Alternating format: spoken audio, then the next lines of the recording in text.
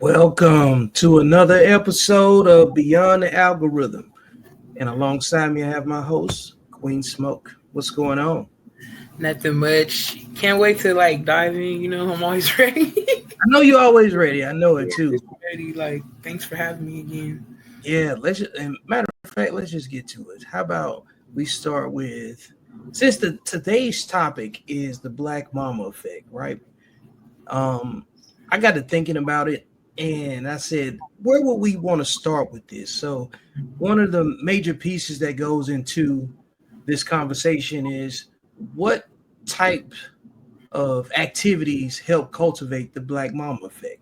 So I want to start here. Woman archetype is now being studied in psychology, and I just took a webinar on it, and it was very, very interesting. I want to share with you guys some things that I learned. Now, in this webinar, it said that a lot of strong Black women, quote unquote, right, they suffer from the John Henryism. Now, John Henry was a real man. He's a folk hero. Now, there's been conflicting reports on the accuracy of the story, but basically, John Henryism is a strong behavioral predisposition to cope actively with psychosocial and environmental stressors, meaning that you perform better in that kind of environment. You're pushed, motivated by that environment, and you cope better in that type of stressful situations. And you do that by exerting extreme determination in an effort basically to overcome the situation that you're in, right? The barriers. And this webinar says that a lot of Black women suffer from this. And it's also a very bad survival strategy, basically, because in the John Henry story, he actually died by continuing to do this. His heart went out and he died. It also says that a lot of Black women suffer from binge eating. Okay, that they don't feel like is actually an issue because of body positivity within the Black community, which they say actually hurts us because we don't believe that we're as big as we actually are. Depression, anxiety, and chronic stress. Allostasis is another issue that they say is really hurting Black women because allostasis is your ability to adapt to change, right? So they're saying that basically in homeostasis, your body is reacting to a stressor, right? And your body is doing what it can to calm down the heart, calm down the blood pressure, so on and so forth. But in allostasis, which they say a lot of Black women suffer from, they are just changing with the environment and desensitized to it. So instead of your body trying to lower the blood pressure, lower the heart rate, your blood pressure stays up, but you still learn how to maneuver in those stressors, right? So when you're dealing with racism, when you're dealing with poverty, when you're dealing with health conditions, instead of your body trying to calm itself down, you just learn how to live in that heightened state, which is unhealthy, which is also crazy to me too. Now, it also talked about how there's a belief that Black women are unlike any other woman, as well as some of the names that we're tagged with. Some of them are the angry Black woman, right? Too much aggression. The Jezebel, which is Black women are promiscuous and hypersexual by nature. And it talked about how when Black girls are over-sexualized, but then also Black girls will be victims of sex crimes and no one will believe them because they're already perceived to be hypersexual, right? Another one is the adultification and criminalization in childhood starting. We heard about the school to prison pipeline. That's a huge research project there. You guys should look into that. There was also the hypersexualization of childhood, the teacher bias, which we've heard about, right? Teachers don't really think that Black kids can perform well, so they don't really expect them to do so, which results in those kids being unmotivated. So it kind of ends up being like a self-fulfilling prophecy, unfortunately. Another one is that Black women are perceived to not show emotion, right? That they do not need anybody. And I have seen a lot of us have that kind of mentality. I had that mentality for a certain amount of time. And I think that comes as a trauma response of never having anybody. So you learn to adapt, which is kind of goes back to, right, that allostatic load, right? You feel like I haven't had anybody, so I'm but just maneuver and make it despite me not having that. So really, really interesting. If you guys can find anything on the strong Black woman archetype, the research, Definitely look it up, especially if you are a Black woman, because it's very eye-opening and educational. Might make you look at the way that you're living your life a little bit different, or the women around you.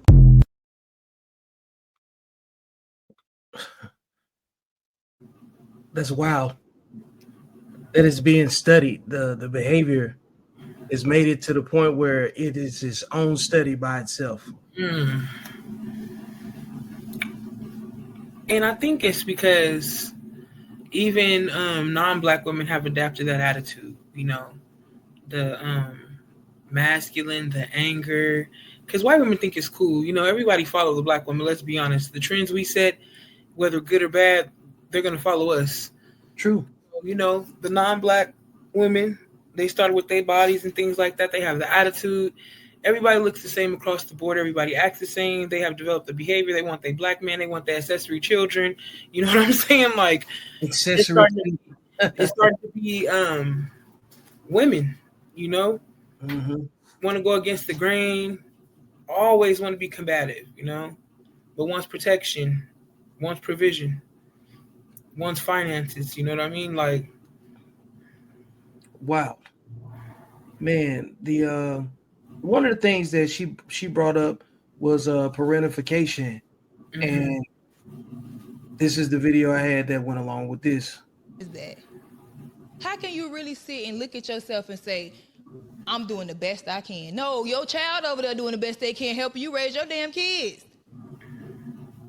Cause I'm trying to figure it. I'm trying to figure out how is it making sense to y'all. And people love to say, "Oh, you're judging." Well, baby, call it what you want to call it. Call it what you want to call it. Only God can judge me, but God didn't say let unrighteousness prevail. Somebody got to speak up. Somebody got to speak up for these kids. Cause why you think all these kids running around here acting like they ain't got no sense? Because they mamas and they daddies running around like they don't got no sense. If nobody's saying nothing to nobody, how we gonna fix the problem?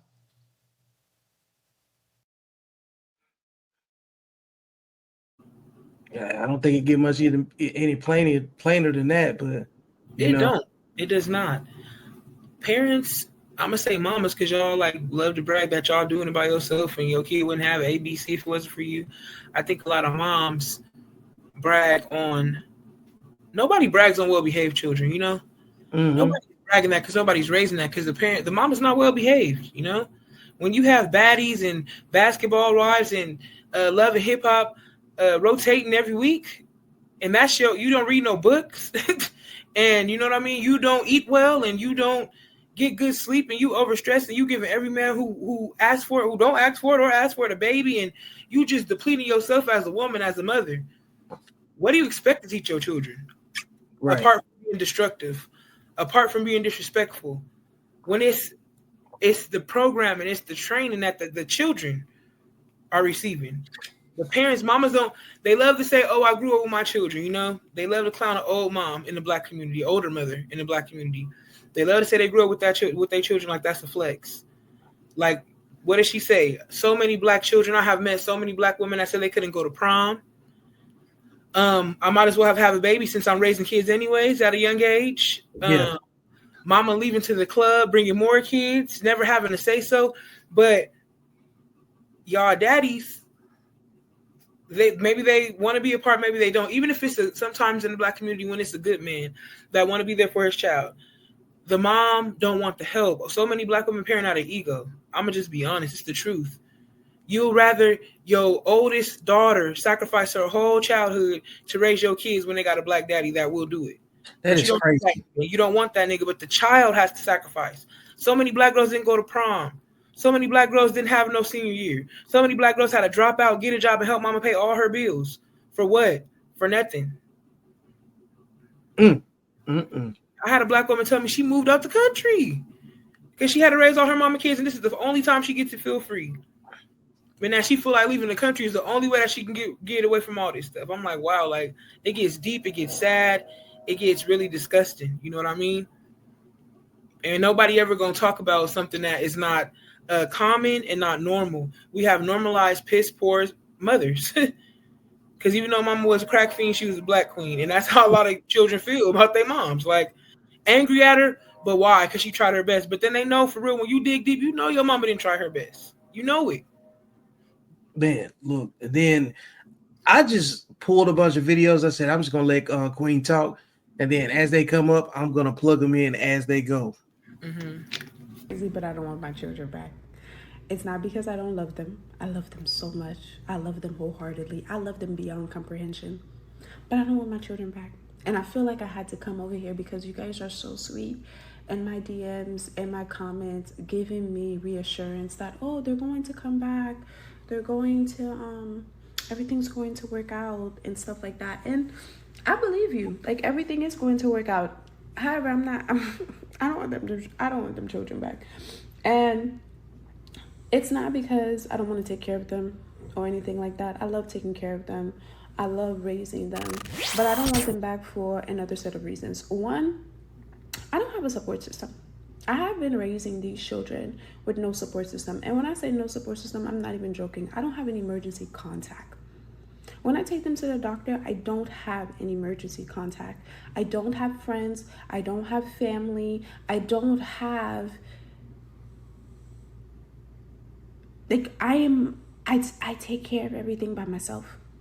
I don't have that, okay? So that's one. Imagine me, one person, taking care of 3 children by myself with no support system, not even for an emergency contact. That's one. Second, I was manipulated into having my children. I was 9 months pregnant on my 21st birthday, and their dad was 33. Granted, I knew he was 32. I knew he was 12 years older than me when I met him. Or at least, like, in getting to know him, I knew he was 12 years older than me. But at 19 years old, I did not have the mental capacity and understanding to assess and realize that I was being manipulated into having children prior than I wanted to. What do you got to say about that to this point? It's about a 6-minute video. Personally, you know, it's always coming off as shaming, but without shaming, I still believe we have to hold Black mothers accountable for generational patterns, parenting choices, and long-term effects of their children. And when I say generational patterns, I don't know this lady's backstory. For me personally, like I always say, in my personal life, the Black women are often more times the villain than Black men. So personally, I don't side with a woman just because she's feeding me bullshit. You know, that's most of the, you know what I mean? She said 3 children. He's 12 years older. The thing about I was a young Black girl at one time, and I had friends that was 16 and 17 years old that was messing with grown men. Now, these men knew they were, you know, even of age of consent, 18, 19, 20, because everybody knows, every young girl knows that older men is where the money at, the stability is. So she could say that she was manipulated. And of course, when your mama say, hey, you know, I don't think you should be creeping with that guy, that's probably why you don't have a support system. Because y'all say, fuck you, mama. You know what I mean? This is my life. And then you look up, you have 3 children, you can't call your mom. It's a lot of that too, you know? Like a lot of young girls, what they always say, like they want to be grown so bad. You know, they want to leave their mama house so bad. Understandable. I get it. I didn't grow up in a situation where I wanted to leave my parents' home. I didn't leave the home until I was 26 years old. That's when I got my first place. They let me finish college. They let me do my thing. Never rushing me out. Some Black girls leave at 17. Some leave before they leave. Some drop out of high school to leave their mama house. What I'm saying is we have to be accountable for our choices. It's people, you know, 18-year-old of sound body and mind can sign up for the military. How are you telling me that you don't understand what's going on? Right is right and left is left. You know what a grown man wants, like anybody else. 18 is the age of consent. So what the hell, you know, you can't say I was 18, I didn't know no better. I'm tired of I didn't know no better. Because keywords, generational patterns. If you know you saw your mama struggling, auntie them struggling, and you know the kind of men that they chose, unreliable. It's always like a man that's, you know, a womanizer, the man that every woman wants. Why would you repeat it? There's 2 things you could do: break the curse and say not my bloodline, or keep perpetuating it. And if you choose to keep perpetuating it, like I said, everybody can get on and watch reality TV. Everybody got that phone in their head 24/7. Start doing your research. We see the effects every day. When children don't want to listen to the teachers, when you tell them I'm gonna call your mom, they don't care. They know their mamas don't care. At a certain point, especially when you become a parent, I cannot feel sorrow for you or sadness for you more than I feel for your child. Because that's...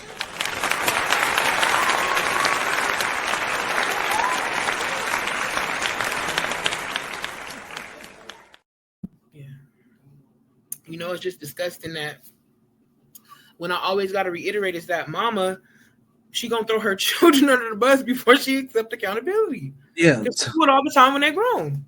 man. Look, I saw a friend of mine say, a black woman will let you hold her hostage before you hold her accountable.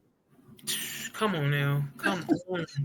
They act like I understand about any age. People can manipulate you and things like that, especially the younger you are. I get it, but we make decisions. You didn't say one child, and I was young and I learned my lesson. 19 years old. You didn't say 2 children. I was young. I learned my lesson. You said 3.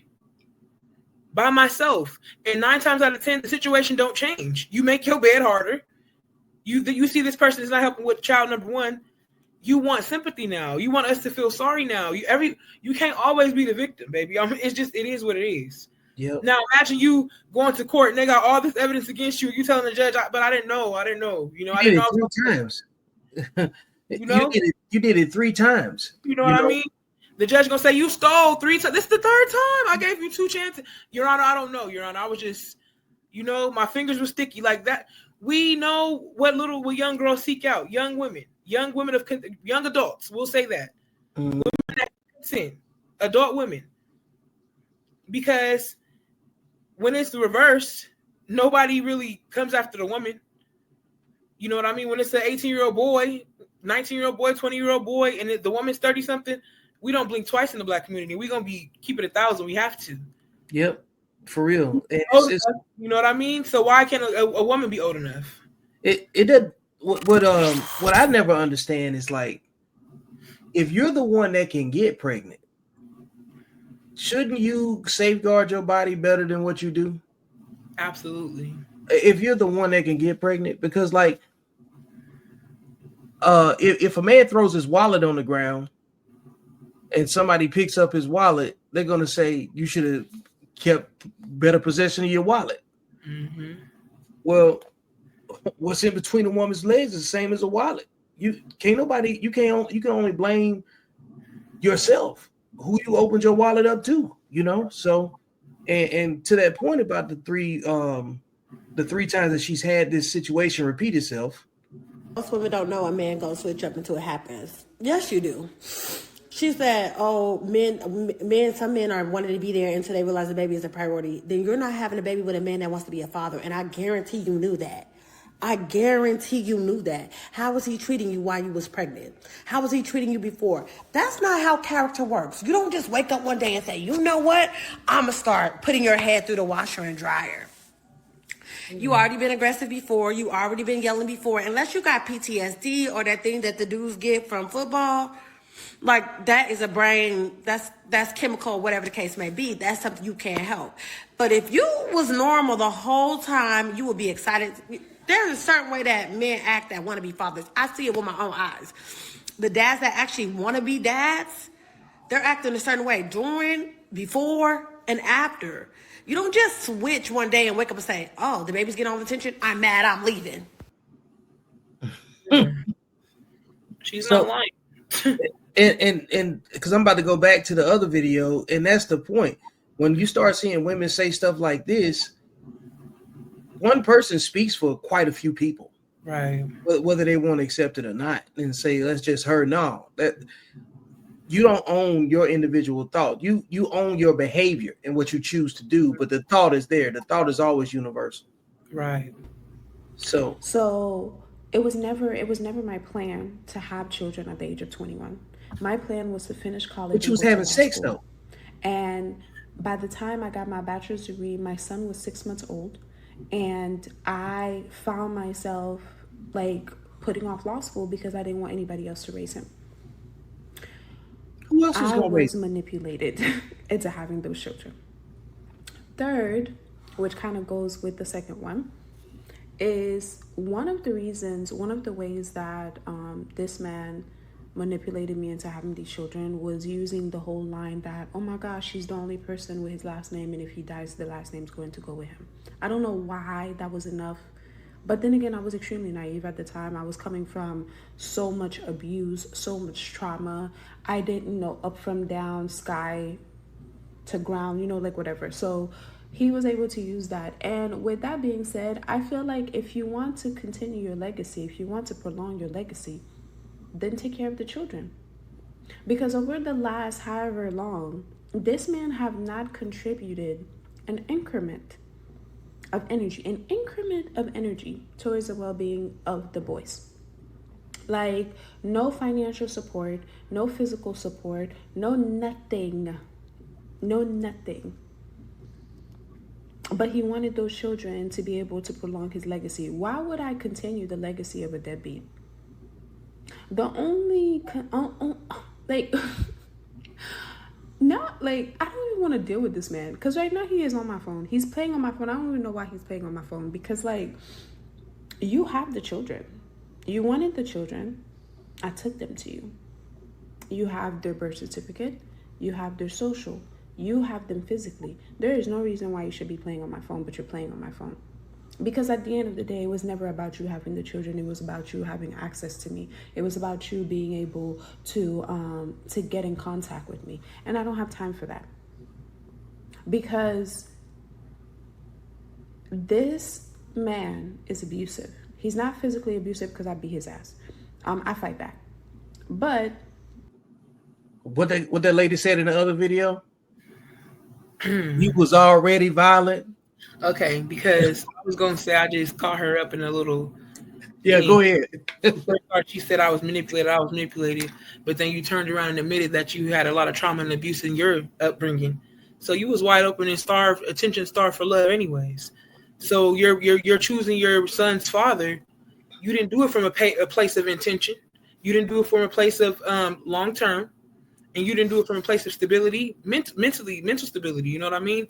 You chose your children's father, your son's father, from a place of brokenness, from a place of trauma, and you know what I mean, childhood trauma, from a place of being emotionally open and vulnerable. She did it from a place of manipulation. This is a prime example of like not being healed, and then getting with somebody, and then even then her ego was starting to ooze through. Start talking about law school and everything else.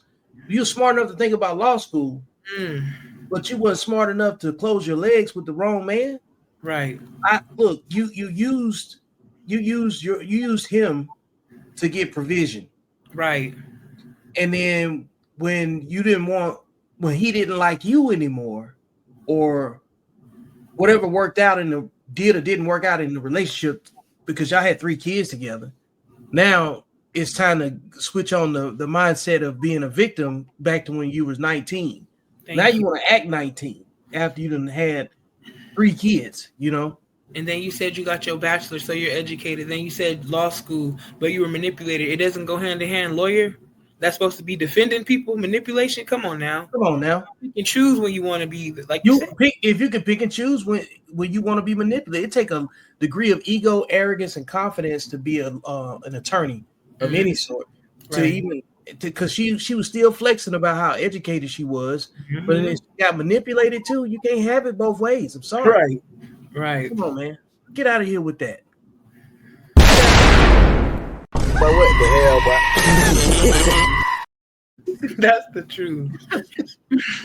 He realized early on in the relationship that I had been through a lot, but I wasn't one of those people that went through a lot of stuff and became cold.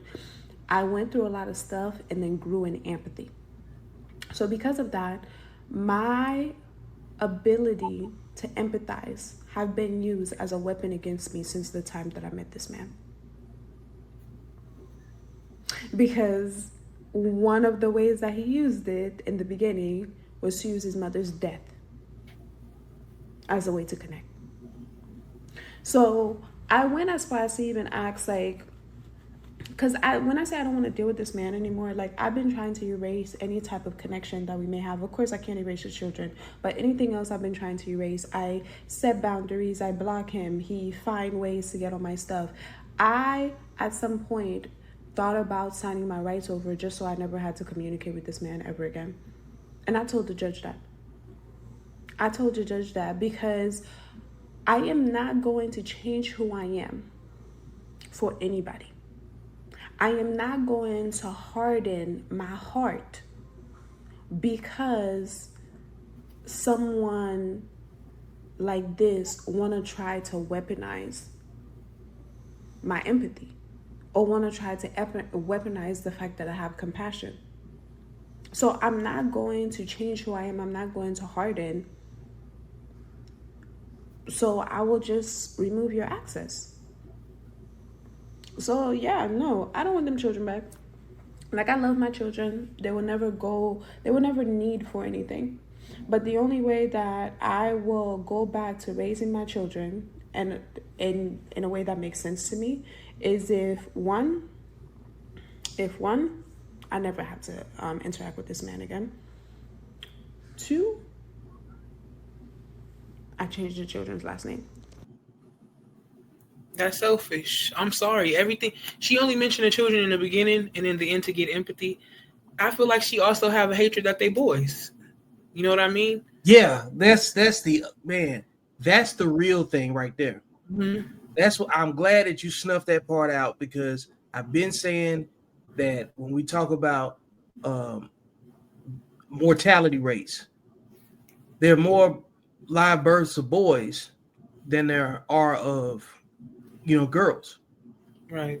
And on the other side, when we start talking about abortion, so that means that there's probably more boys being aborted than girls. Mm-hmm. For that reason right there, in that particular video, that particular mindset of a woman that's not on good terms with the father of her children, and she just so happen to have boys, they just remind her of him. And that's part of the next video that's coming up.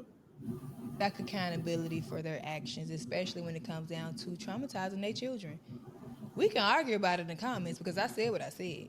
Y'all know what y'all be doing. Y'all be having these kids by these men who don't be wanting them.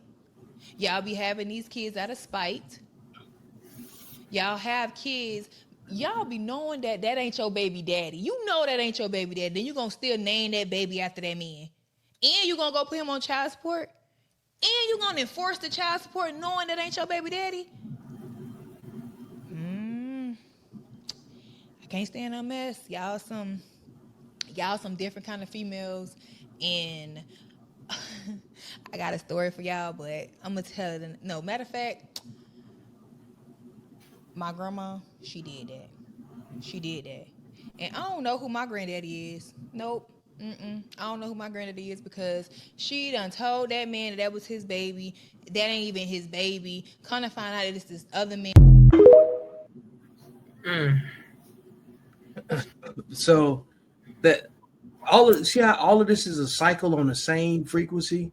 When we start talking about when I bring up rule number 5, sexual discipline and everything that's around it, a lot of people thought I was just saying some stuff to just anger my audience, while I was really just trying to educate the people that follow my content, because there's a level of the like-mindedness and the willingness to do something that's this detrimental on a regular basis at some point has to be considered to be a mental illness. Come on, man. Talk to the people. Like we talk about sudden, sexually undisciplined dating decisions ending negatively. There's nothing. When you make emotional decisions, you're usually making the dumbest decision of your life. Right. And it is selfish at best, and it is gratification. Selfish gratification. It's instant gratification. With long-term consequences. And nobody really wants to talk about it in the tone that it needs to be discussed, because when we start talking about where does this originate? Everything still keeps coming back to the women in the family, not the men. Absolutely. Every time. Like when we start talking about teen pregnancy, that's why the mothers need to be on their daughters, bottom line. Because if they the only one that's there, then you the only one responsible. You don't get, if you want all of the credit, you're gonna take all of the blame too. Absolutely. So what you got to say about that? That's the truth. I think a lot of women, they can always be the victim, and so many choose. Like, it just reminds me of like back in the day, you know, when it was still a lot of two-parent households. Mm-hmm. That the daughters, the good girls that's at church, father may be a preacher, or your daddy is a, you know, a blue collar brother. He working hard, white collar brother working hard, right? And you're sneaking out with the bad boy that cut school. You know what I mean? And Right. you dishonoring your father. So it was a lot of that, just wanting to be in lust driven, you know? And then it's also a lot of the women who never pretty much, like, I think about Tina Turner, you know, what's love got to do with it? Because there was a point when she came to live with her mom, and her mom was like, "Oh, Anna Mae, I'm the only sinner in this house," you know? And a lot of mothers like to say, "Do as I say, not as I do," not knowing that your child, how else will they learn how to, you know, manage their anger or communicate or anything if they're not modeling your behavior and looking at you to emulate what you're doing? Yep. If you have a cycle and a circle of men every couple of months, every 90 days, you got somebody else and you're introducing them to your children, both your sons and daughters gonna think that's okay. If all your children in the household have different last names and they got different dads, they're gonna both think that's okay. Mm-hmm. And this is just, it puts a strain on Black relationships, because so many women think because they feel unhappy, or that it's not Instagram worthy, or that it's not making them feel good every day, that it's not worth it with a Black man. You know what I mean? It has been romanticized. If it's not making me feel like I'm on cloud nine every day, this is not love. They don't know what it is. They don't know what we had to overcome. You know what I mean? It's easier to say I want the benefits, and I don't want. What did the first girl say?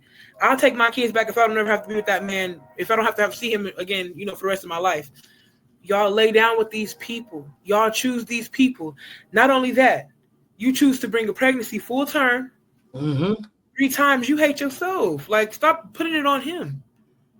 Yep. A lot of Black women can't be stable in a relationship because they feel like, if I'm not turning up, I've lost myself.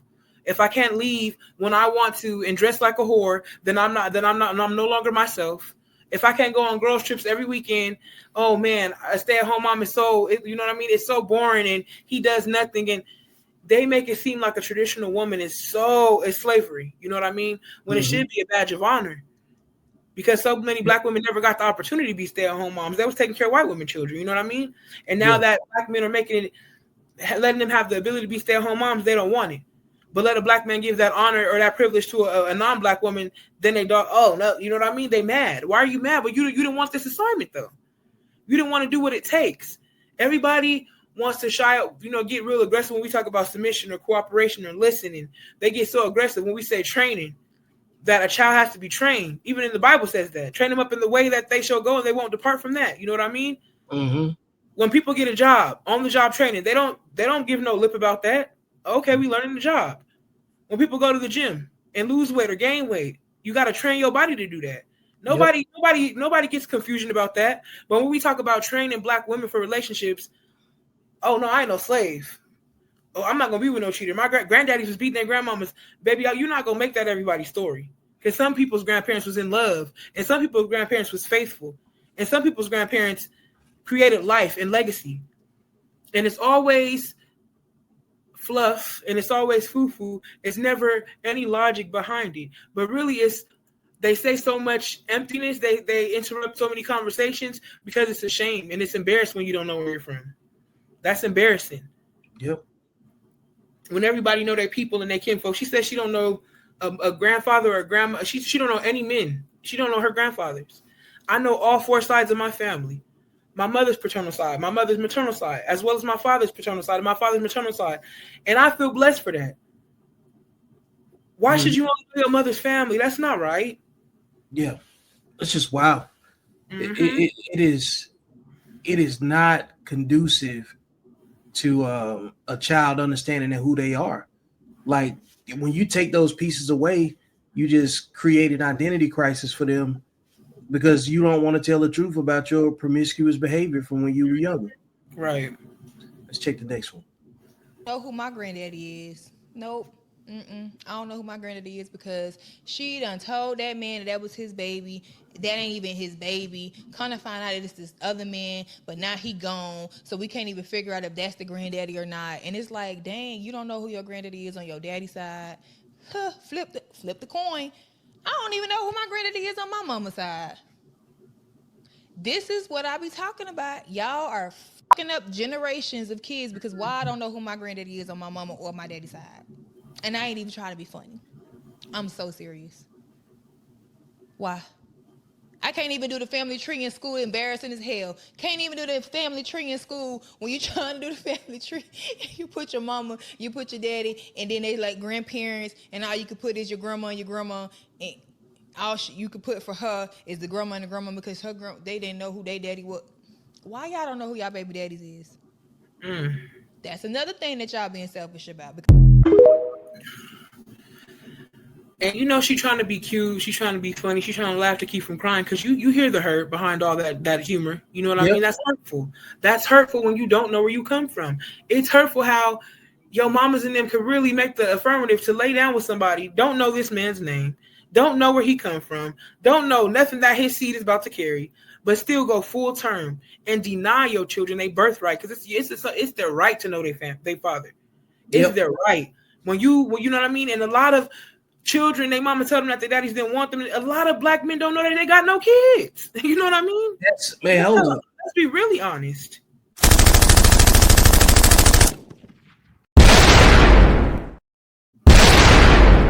But what the hell, bro? Hey, that's real. It's a bunch of people that don't know that they got kids. I definitely got a friend of mine that he didn't find out that he had a child until the mama called him when the daughter had turned, I want to say 8-9 years old. And that's just crazy to me, you know? And so the psychological input was already there. And she was already all her mother and whatever her experiences are. So by the time he got a chance to put his, like his spin, on parenting, it was only so much he could overcome, and she doesn't like men. So now she don't connect very well to him, and then even then it's only on a transactional level. Right. So, it take a while for that to stick. But like one of the things you said about the seed, not knowing anything about the man that they are, laying down with and then making their kids with, right? Then I found this because I'm gonna come back to a couple other videos. 1970 was helping out in a prison. He found that 42 inmates all traced back to the same great-great-grandfather. So he had to figure out what happened. So he dove in and did a deep study. He found that it traced all the way back to a guy in New York named Max Jukes. He was a bum, a thug, and a womanizer. He had 11 kids with a bunch of different women and a crazy life. And his stats over the 5 generations are insane. 310 people died as paupers, 400 drunks, 190 prostitutes, 150 more criminals, and 7 murderers. But wait, it gets even crazier. Then he compared it to another family at the exact same time. His name was Jonathan Edwards. Also had almost a dozen kids. And he lived right near him. He was a teacher, he was a pastor. And here is their next 5 generations. 13 college presidents, 65 college professors, 75 military leaders, 80 public servants, 60 authors, 60 doctors, 30 judges, 100 more pastors, 100 lawyers, 3 U.S. senators, and a U.S. vice president. Parents do not realize that the decisions that they make today have ripple effects for generations to come. It's more about what we leave in our kids than to them. It's crazy, right? I believe it. Absolutely. Yeah, like that is crazy, because the long-term effects of just that gene. That's why I talk about like sexual discipline in the families that have the least and they have the most promiscuous behavior. They usually had a promiscuous father and obviously a promiscuous mother. That's what makes them compatible in most cases. Right, You know, right. and even if they weren't necessarily promiscuous, they were in some level of psychological vulnerability where they can be in connection with somebody that's going to manipulate them and not do right. Right. So they end up manipulating themselves, you know.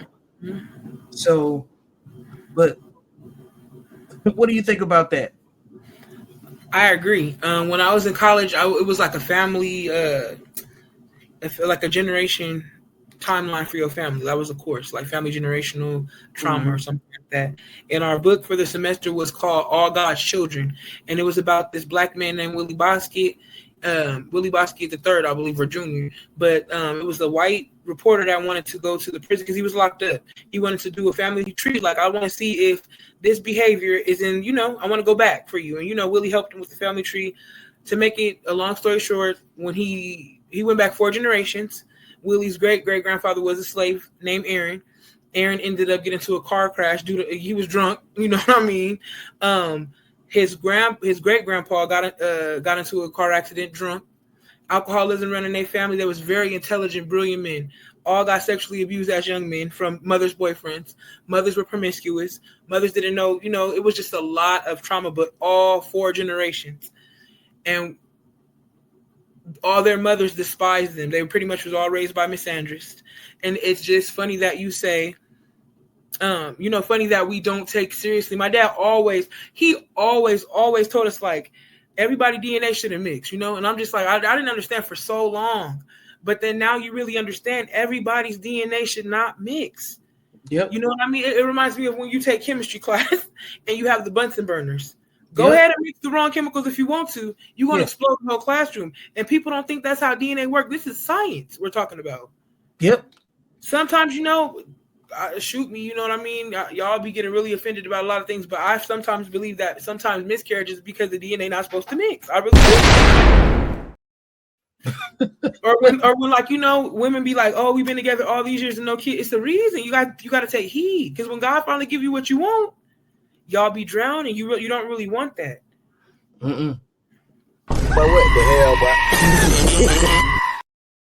Hey, look, it's true. We think about what's so wild is that even personalities don't mix. Mm-hmm.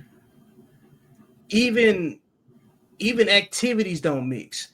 Meaning, like, if your significant other is a librarian and you on the other end are doing some other field that clashes with that, that's going to impact the way that you guys' relationship is going to go. Right. And at some point, it comes down to somebody has to sit down. Somebody has to take, a different role or figure out a new career or something like that. We lean too much on the word should. I've said this before. Everything on the other side of that word implies that everything must be perfect. Right. And we think because we like the characteristics of something and we're willing to do what it takes to be in that connection with them, that everything else should work just because you like each other, in a short span of time. Right.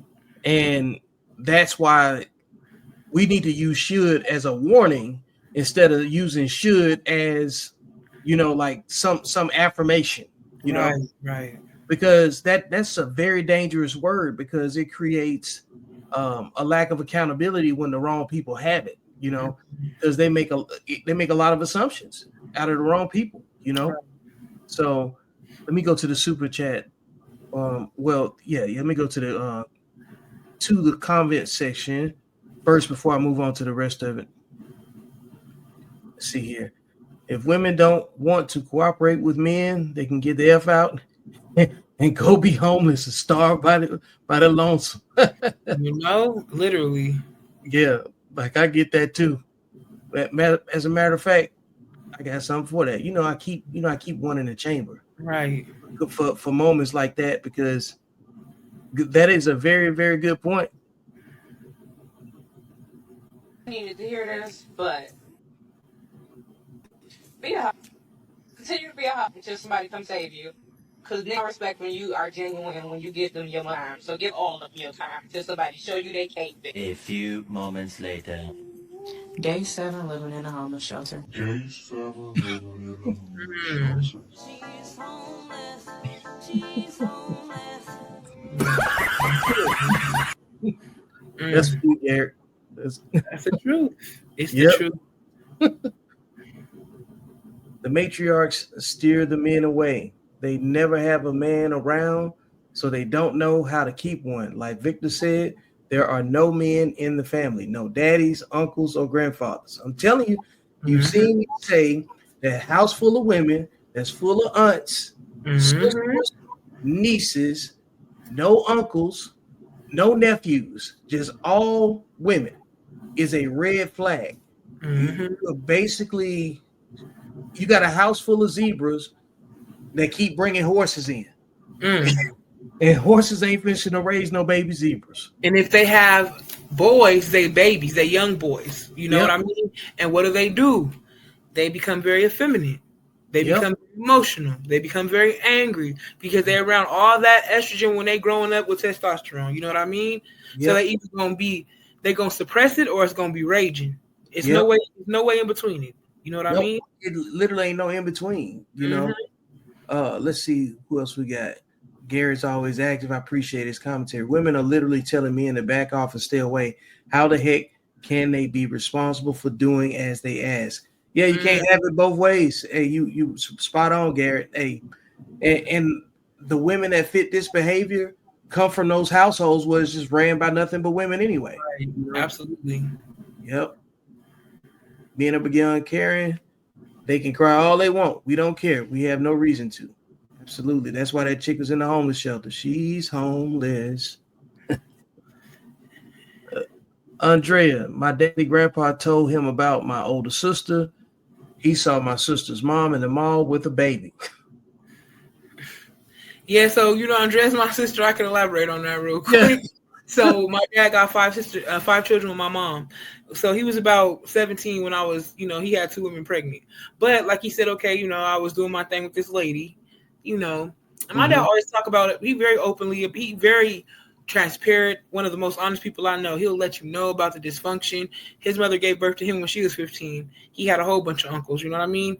His mother has 3 children. They all have different fathers. So my dad was very transparent parent. My mama was a hoe, I'm a hoe. My dad, be honest, Yeah. So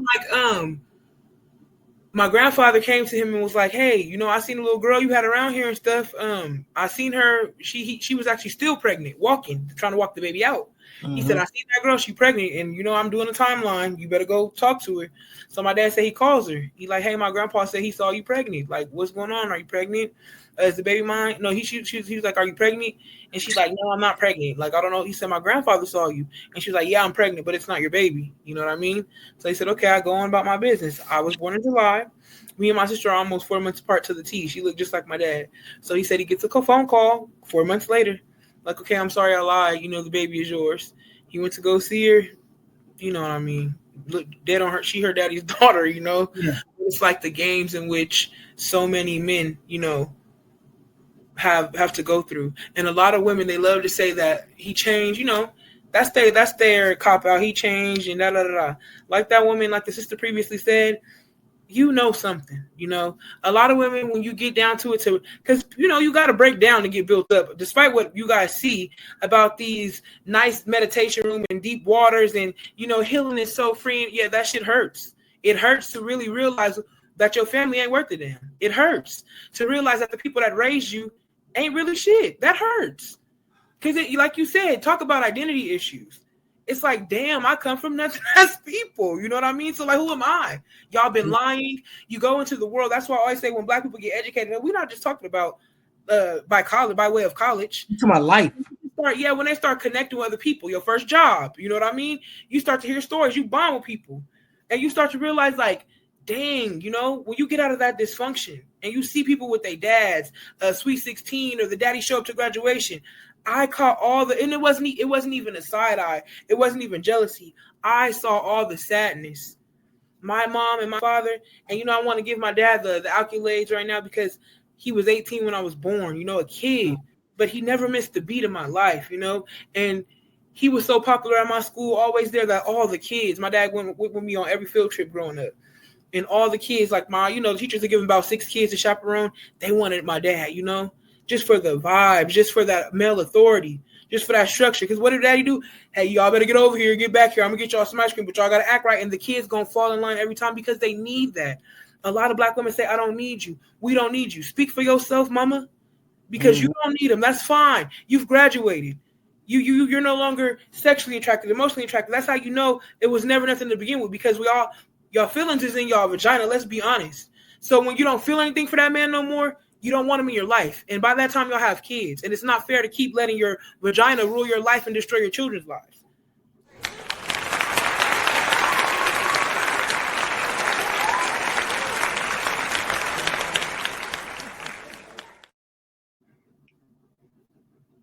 I've been saying it forever. Like, I think women think with their vagina more than men think with their penis. Absolutely. Absolutely facts. And the reason why we can, you know what I mean, is because we've been able to get away with it. We've been able to private, and we've been able to sign up for EBT when he's gone. We've been able to get government benefits. We've been able to rely on our sisters and aunties. And that lady said the village is not there. But, okay, maybe that's her story. But out of every 10 black women, I'm going to say 8 out of 10 got mama.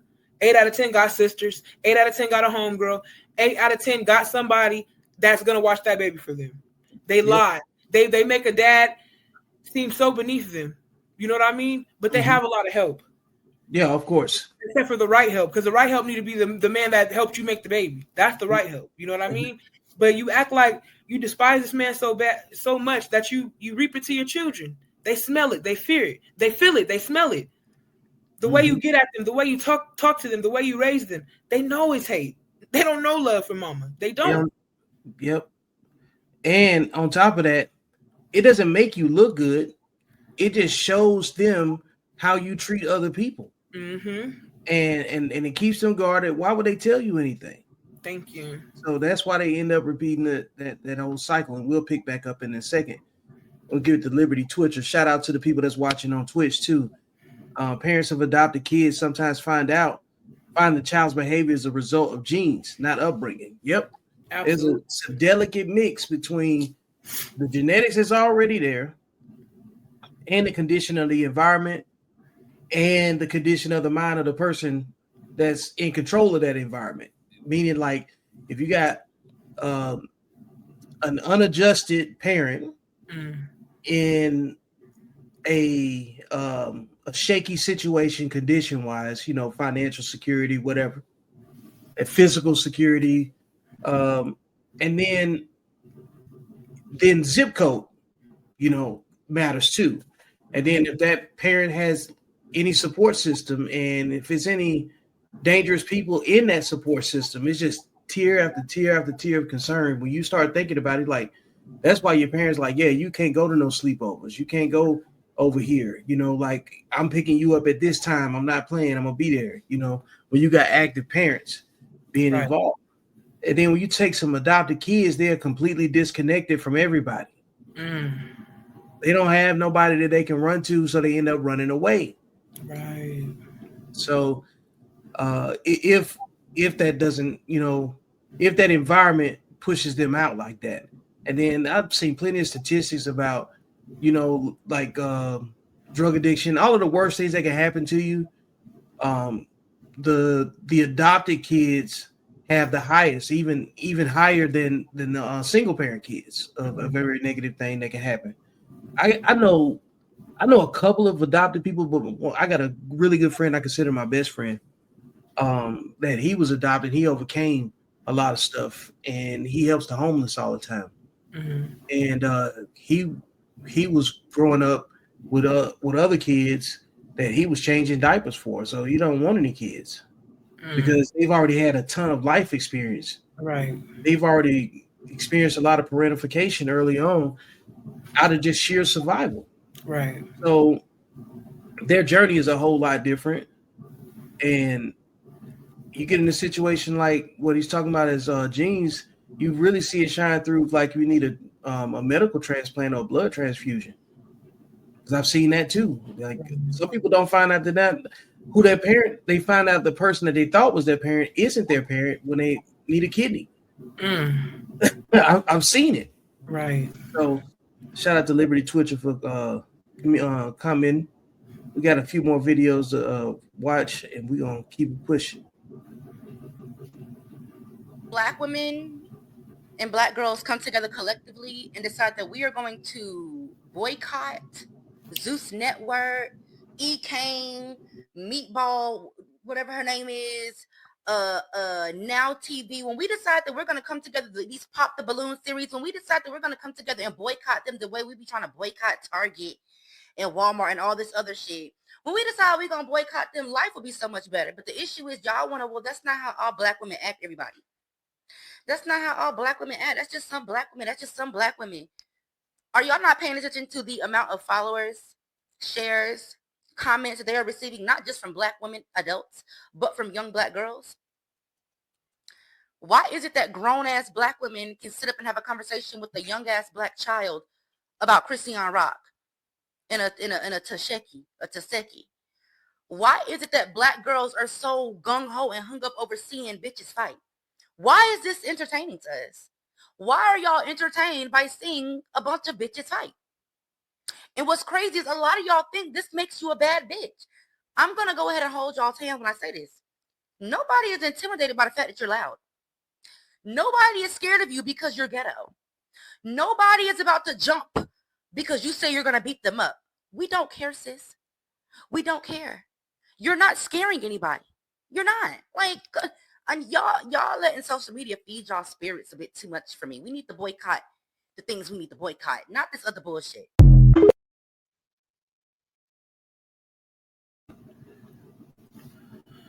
The Black community, we fail to realize that, especially Black women, you raising your children to grow up too fast. Not only are you giving them devices and cell phones at younger and younger ages, before they even know their ABCs, they can work an iPad. You know what I mean? Before they know their numbers and know their own names and their colors, they know how to work your remote control and can find anything on the TV. Before we get into that, it's the fact that you have no, I don't even want to say you have no discernment. You don't care. You don't know how to read the room. You don't care. Your daughters and sons see you shaking that funky ass all around the living room.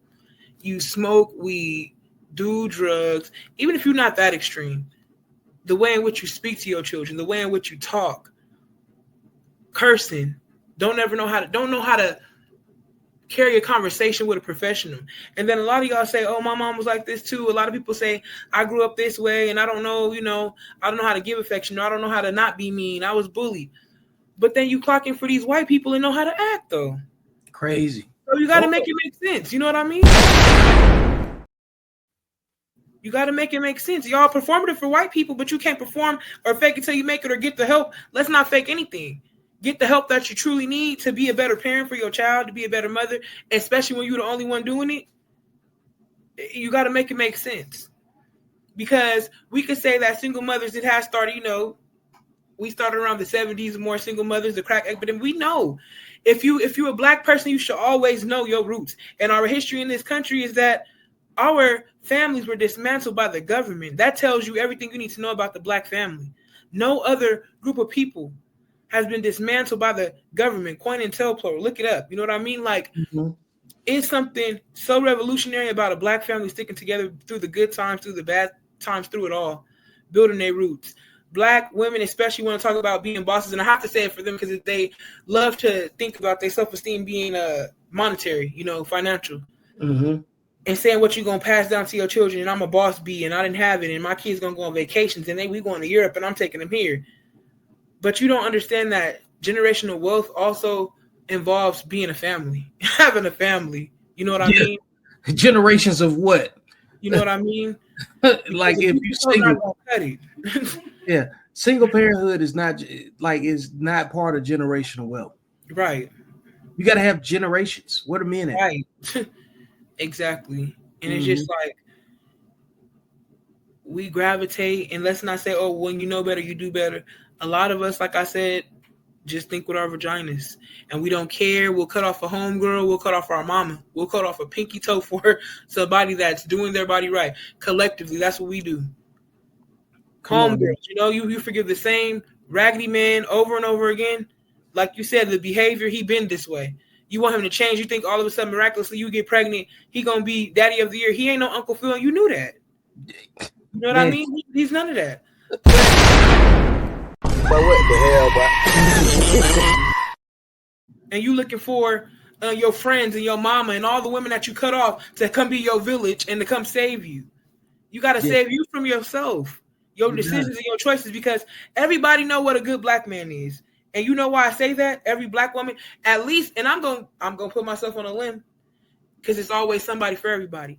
Every black woman at least got one black man in her DMs. And you know why I say that? Because that's the one you don't want to open his you don't want to answer. You don't want to, he's been on red for years. You know what I mean? You ain't even opening his you never open his message. You guys call them kind of men thirsty. They may not be attractive, too thin, too whatever. But those are the men that you look for and come back and search through and be like, oh, I found my fairy tale, my son's stepdaddy. I answered the DM. Why you couldn't answer it in 2020 when you didn't have a kid, though? Because I've been writing you for 5 years. You feel me? Like that. You want to answer it now, 2025. You want to give me a chance. I've been in this inbox for 5 years. It could have been our son. You know what I mean? Because a lot of black women deal with so much bitterness that's not even, it's generational, but it's also transferred. It's also programmed. They deal with so much pain that doesn't even belong to them. It's vicarious trauma. Let's be honest. Look that up. Google that word, vicarious trauma. It didn't even happen to you, but you feel like it's you. So your mama got her heart broke from Leroy at 15, Tyrone at 17. By the time your mama was 21, she probably had 5 or 6 heartbreaks. We're not even going to talk about the fact that that's your mama choices, right? Mm-hmm. But the way in which black mamas can create themselves to be like, my mama she just holding on. Mama just doing the best she can. Mama ain't bought a wig. She ain't bought no new outfit. Years, you know what I mean? Mama doing everything. But then you go back to mama behavior. Let me tell you about retired hoes, because I deal with a family of them. They gonna be, even no matter what. I'm not talking about no body type. I'm talking about the characteristics. They're gonna be.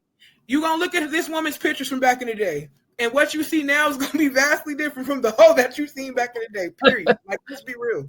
She might be in church. You know, they hoes all in the church. But what you gonna notice is that she don't care to have a man. You know why? The big secret is she already had all of them. She had enough. She's done. But what the hell, bro? She done been dick down. She's like 12. You know what I mean? So she done had so many babies for so many men. Mama insides probably ain't doing right. I'm telling you. But what the hell, bro? All right, folks. Appreciate you sticking with me to the end. This has been another episode of Beyond the Algorithm. Make sure you like, share, and subscribe. Go get the book. And most importantly, I will see you beyond the algorithm, because that's where life actually happens.